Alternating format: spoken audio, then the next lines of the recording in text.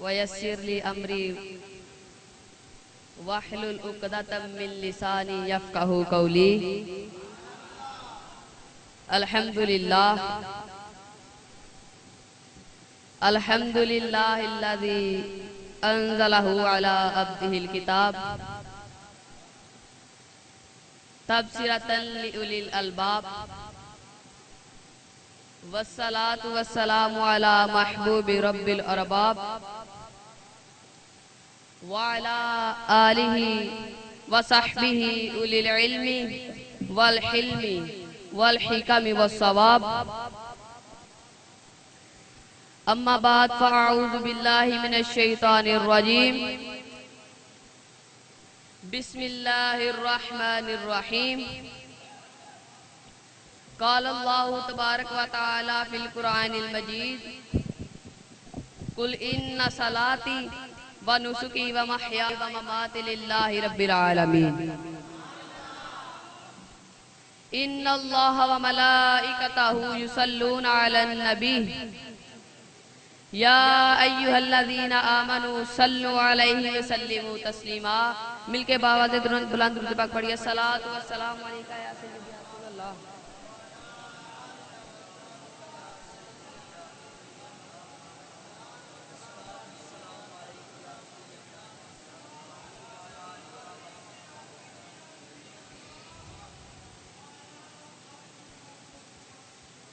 حمد و صلاۃ کے بعد درود لامحدود نبی اکرم شفیع مکرم تاجدار عرب و عجم شہنشاہ لامکان سید الانس والجان شب دو اسرا کے دولہا مالک ہر دو سرا شفیع روز جزا جناب احمد مجتبی محمد مصطفیٰ صلی اللہ علیہ وآلہ وسلم کی بارگاہ میں ہدیہ درود پیش کرنے کے بعد نہایت ہی واجب الاحترام سامعین گرامی قدر، آج کی ہماری یہ ہفتہ وار محفل جو کہ ادارہ سرات القرآن کے تحت اسی جامع مسجد نور میں یہ محفل میلاد بسلسلہ ذکر شاہ الاولاق ہر جمعہ کی شب سجائی جاتی ہے. میری دعا ہے کہ اللہ تعالیٰ اس محفل کو مزید ترقیاں عطا فرمائے اور ادارہ سرات القرآن کو اور جامع مسجد کو نور کو دن دگنی رات چکنی ترقی عطا فرمائے. آج کا میرا موضوع ہے حقیقت قربانی، یعنی قربانی کی حقیقت. قربانی ہمیں کس طرح ملی؟ حضرات محترم، اسلامی سال کا پہلا مہینہ محرم الحرام ہے اور آخری مہینہ ذوالحج شریف ہے. اسلامی سال کی ابتدا بھی قربانی سے ہوتی ہے اور انتہا بھی قربانی سے ہوتی ہے. اسلام تو اپنے ماننے والوں سے قربانی مانگتا ہے. اگر مال قربان کرنے کا وقت آئے تو مال لوٹا دو، اگر جان قربان کرنے کا بھی وقت آ جائے تو جان کی بھی پرواہ نہ کرو، سب کچھ لوٹا دو اور پھر یوں کہو جان دی ہوئی اس کی تھی، جان دی ہوئی اس کی تھی، حق تو یہ ہے کہ حق ادا نہ ہوا. حضرات محترم، کربلا کے میدان میں سیدنا امام حسین نے بھی حق کی خاطر خاندان نبوت کی قربانی پیش کی اور جد الانبیاء حضرت ابراہیم خلیل اللہ نے بھی رضائے محبوب کی خاطر اپنی آنکھوں کے تارے، دل کے سہارے، بڑھاپے کی لاٹھی حضرت سیدنا اسماعیل کو قربان کرنے پر تیار ہو گئے. خدا نے ان کے اخلاص کو قبول فرماتے ہوئے بیٹے کی جان بچا لی اور جنت سے دمبا منگوا کر ذبح کرا دیا.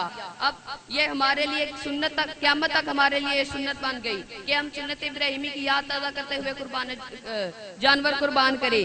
صحابہ کرام نے رسول اللہ صلی اللہ علیہ وسلم سے پوچھا، یا رسول اللہ یہ قربانیاں کیا ہیں؟ حضور نے فرمایا یہ قربانیاں تمہارے باپ ابراہیم کی سنت ہیں تو ان کو خوش دلی سے ادا کیا کرو. قربانی اسلام کے شاعر اور دین کی نشانیوں میں سے ہے. قربانی کی عبادت ہر دور میں کسی نہ کسی رنگ میں ہوتی چلی آ رہی ہے. اللہ نے قرآن میں اپنے رب کریم کو فرمایا فَصَلِّ لِرَبِّكَ وَانْحَرْ، اے پیارے محبوب اپنے رب کے لیے نماز پڑھو اور قربانی کرو. اس آیت میں ایک تو قربانی کرنے کا حکم دیا گیا ہے اور دوسرا قربانی کرنے کا مقصد بتایا گیا ہے. اسی نصب العین کو قرآن دوسری جگہ یوں واضح فرماتا ہے قُلْ إِنَّ صَلَاتِي وَنُسُكِي وَمَحْيَايَ وَمَمَاتِي لِلَّهِ رَبِّ الْعَالَمِينَ. اے محبوب آپ आप इस बात का ऐलान कर दीजिए कि बेशक मेरी नमाज, मेरी कुर्बानी, मेरा जीना, मेरा मरना सब कुछ वक्त अल्लाह ही के लिए है।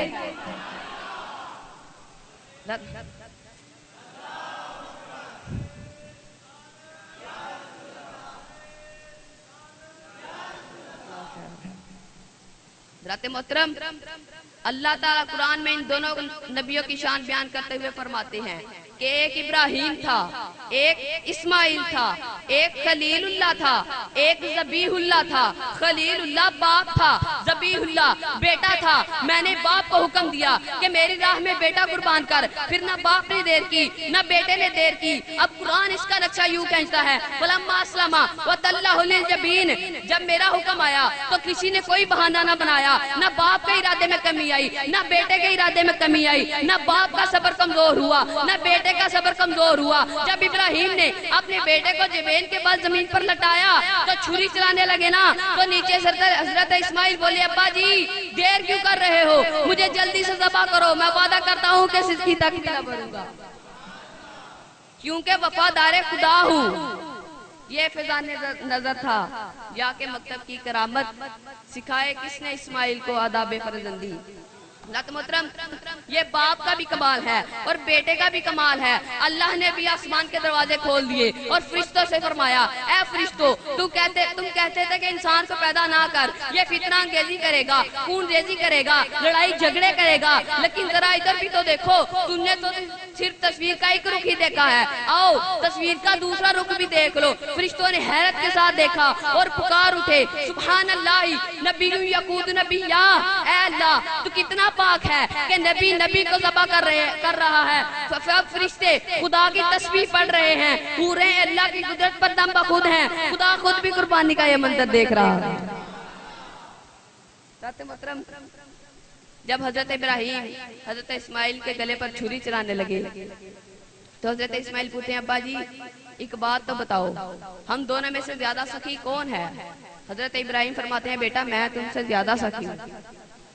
फरमाते अब्बा जी वो कैसे? वो कहते देखो ना, मैं अपने अरमान को चल रहा हूँ, मैं बुढ़ापे की उम्र में अपनी आंखों के तारे को अपने हाथों से ज़बह कर रहा हूँ। तुम्हें दुनिया में कहीं ऐसी मिसाल ना मिलेगी कि बाप अपने हाथों से अपने बेटे को ज़बह कर रहा है, इसीलिए मैं तुमसे ज्यादा सखी हूँ। हजरत इस्माइल फरमाते हैं, अब्बा जी फिर भी मैं आपसे ज्यादा सखी हूँ। अब्बा जी फरमाते हैं, वो कहते देखो ना, मेरी तो सिर्फ एक ही जान है, अगर आप मुझे ज़बह कर देंगे तो मेरी जान तो चली जाएगी, लेकिन मेरी एक ही जान है, अगर ये जान चली गई तो वापस ना आएगी। अगर आप मुझे ज़बह कर देंगे तो आपके दूसरे बेटे तो आपकी नजरों के सामने रहेंगे, इसलिए मैं आपसे ज्यादा सखी हूँ। खुदा ने इन दिन बाप बेटे का मुज़ाकरा सुना तो खुदा ने पुकारा, ऐ इब्राहिम और इस्माइल आना सामिन कुमा, मैं तुम दोनों से भी ज्यादा सखी हूँ। अब दोनों चुप हो गए तो अल्लाह ने फरमाया, बोला मेरी सखावत की कोई हद है? देखो मैं तुम्हारे साथ क्या करने वाला हूँ। ऐ इब्राहिम तुमने सखावत की कि अपने बेटे को ज़बह करने के लिए लटा दिया, अभी ज़बह किया नहीं, सिर्फ ज़बह करने पर तैयार हो गए, मगर मेरी सखावत भी तो देखो ना, मैंने जन्नत से तुम्हारे लिए फिदिया तैयार कर रखा है। तुम देखोगे कि जब तुम इस्माइल पर छुरी चलाओगे, लेकिन मैं चलने नहीं दूंगा, लेकिन तुम्हारी कुर्बानी रद्द भी नहीं करूंगा, बेटे की जान भी बचा दूंगा, फिदिया भी पहुंचा दूंगा, बेटे की कुर्बानी का सवाब भी अता कर दूंगा, तुम्हारे नाम के क़यामत तक डंके भी बजवा दूंगा, बाप को खलीलुल्लाह का ओहदा दूंगा, बेटे को ज़बीहुल्लाह का मनसब दे दूंगा।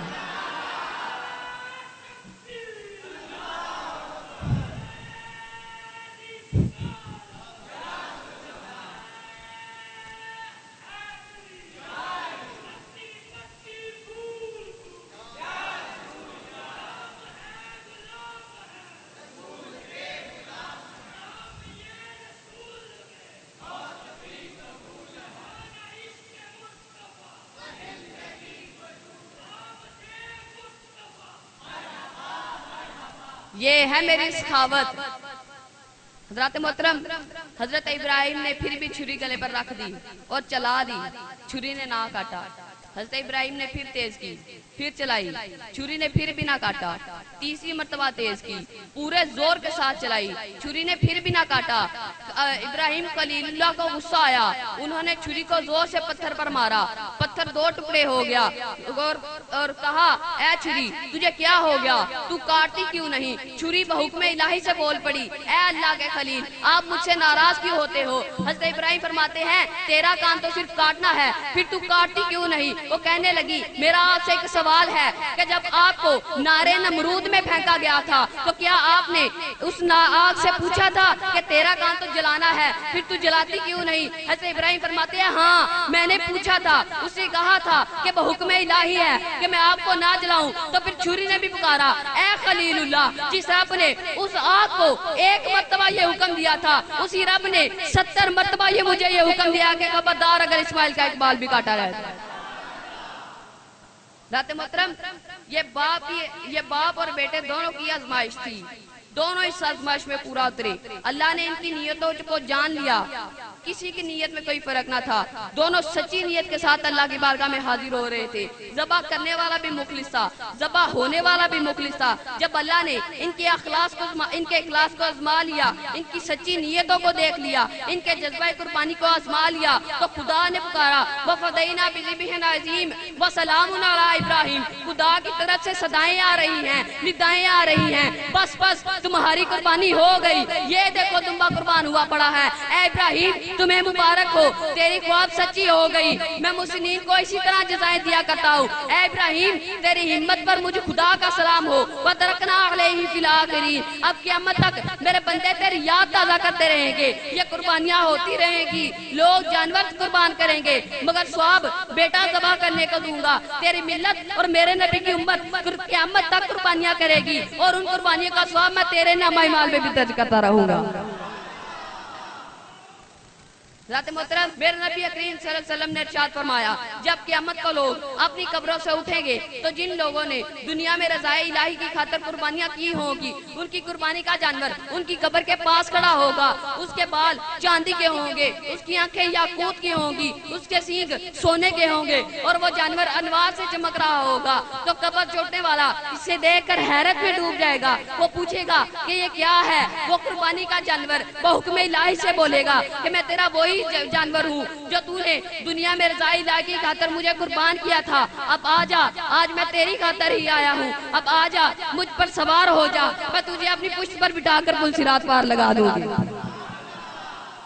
محترم اس لیے میرے نبی کریم صلی اللہ علیہ وسلم نے ارشاد فرمایا اپنی قربانیوں کی خوب خدمت کیا کرو، ان کو خوب موٹا تازہ کیا کرو، کیونکہ وہ پل صراط پر تمہاری سواریاں بنے گی۔ جب قربانی اللہ کے لیے ہے تو اس کا گوشت بھی خود کھاؤ کیونکہ سنت ہے، اور مخلوق خدا میں بھی تقسیم کرو تاکہ وہ بھی کھا کے تمہارے لیے دعائیں کرے، کیونکہ جس معاشرے میں ہمسائے بھی ہو، غریب بھی ہو، مسکین بھی ہو، اگر ان دنوں میں بھی وہ گوشت سے محروم رہ گئے تو تمہاری قربانیوں کا کیا فائدہ؟ اسی لیے حضور نے فرمایا کہ اپنے گوشت کے 3 حصے کرو، ایک حصہ خود کھاؤ، دوسرا حصہ عزیزوں کو دو اور تیسرا حصہ غریبوں اور مسکینوں میں بھی تقسیم کر دو۔ حضرات محترم قربانی اخلاص کا نام ہے، اگر دل میں اخلاص کے جذبے نہ ہوں بلکہ ریاکاری اور دکھلاوا آ جائے، اگر عجب و خود پسندی کے جراثیم ہوں، اگر لوگوں سے تعریفی کلمات سننے کی طرف ہو، اگر صرف گوشت کھانے کے لیے قربانی کی گئی ہو نا تو یاد رکھو کل کو یہی قربانیاں تمہارے منہ پر مارتی رہیں گی اور تمہاری نیت کی خرابی کی وجہ سے یہ سب کچھ برباد ہو جائے گا۔ اور اگر دل میں اخلاص کے جذبے کا فرما ہو، اگر حصول تقویٰ اور رضائے خدا بندی کی نیت ہو، اگر اچھی نیت کے ساتھ قربانی کی گئی ہو تو یاد رکھو یہ قربانیاں کل کو تمہارے کام آئیں گی، پل صراط پر تمہاری سواریاں بنے گی۔ میری دعا ہے کہ اللہ تعالیٰ ہمیں دین کا فہم عطا کر اس پر عمل کرنے کی توفیق عطا فرمائے۔ وما علینا الا البلاغ۔